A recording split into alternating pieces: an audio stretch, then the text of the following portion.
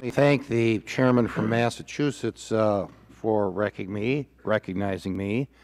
Uh, what I'd like to tell him is that in the upper Midwest, we had a very cool and dry summer, and I live on a lake during the summer, and had you come and visited me, I could have posted a picture on the screen of you jumping in my lake and turning blue. So, I appreciate the worldview that the gentleman from Massachusetts has got. But remember, the upper Midwest in the United States of America is part of the world as well.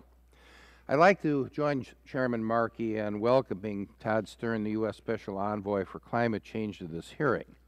We have 87 calendar days and 16 official negotiating days before the Copenhagen Conference on December 7th, when delegates hope to replace the flawed Kyoto Protocol. And where are we on the road to Copenhagen? Are we working toward success, or are we working, as I fear, toward a repeat of the Kyoto experience? After 26 days of negotiations at 3 meetings this year in Bonn, we are, in my opinion, a long ways from success. There are 2 parallel negotiations underway, one under the Convention, where the U.S. participates, and the other under the Kyoto Protocol, where the U.S. is an observer. The upcoming 2-week negotiating session in Bangkok will start with well over 400 pages of text to consider.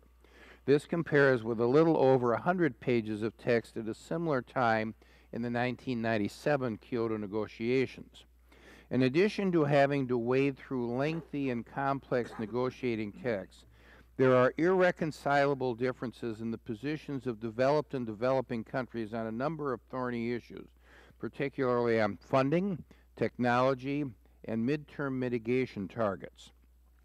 Developing countries are demanding that developed countries contribute up to 1% of their gross domestic product to developing countries for climate change over and above existing foreign aid.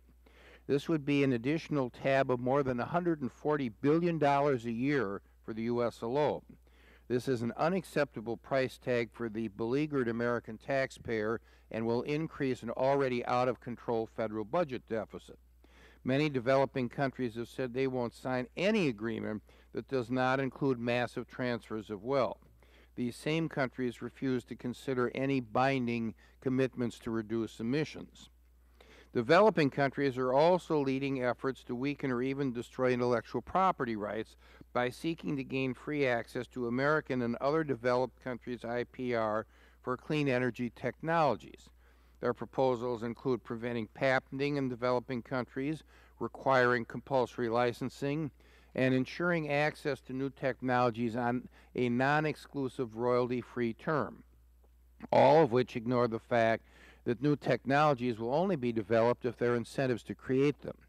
Developing countries have also demanded that developed countries reduce their emissions by at least 40% below 1990 levels by 2020. Cuts of such magnitude could only be achieved by wrecking developed countries' economies and indeed the global economy. In the meantime, most developing countries say they are unwilling to undertake any emissions reduction efforts in the absence of developed country funding or free technology. Finally, it appears that a majority of the developed countries, including the United States, have agreed that developing countries should not have to take on legally binding emissions reduction commitments for the foreseeable future. Business as usual projections show that even if developed countries reduce their emissions to zero, global emissions will be higher in 2050 than they are today because of increases in the developing world. As today's witness told the Center for American Progress in June, quote, according to recent modeling, even if every other country in the world besides China reduced its emissions by 80% between now and 2050, a thoroughly unrealistic assumption, by the way, China's emissions would alone be so large to put us on a track to global concentrations, far above what scientists consider to be safe, unquote, from Mr. Stern. In light of this, will the Senate ratify an agreement that lets China, India, Brazil, and other major developing economies off the hook indefinitely? I have my doubts. So what does all this portend? And my more than 12 years' experience with international climate change negotiations tells me that we're heading toward a repeat of Kyoto. namely an environmentally ineffective agreement that cannot be ratified by the United States Senate. With so many controversial issues left unresolved, Mr. Stern and his negotiating team has 87 days of hard work ahead. I hope today's hearing helps provide a roadmap for a successful treaty that the American public and thus their elected members of the Senate can support. Thank you. The gentleman's time has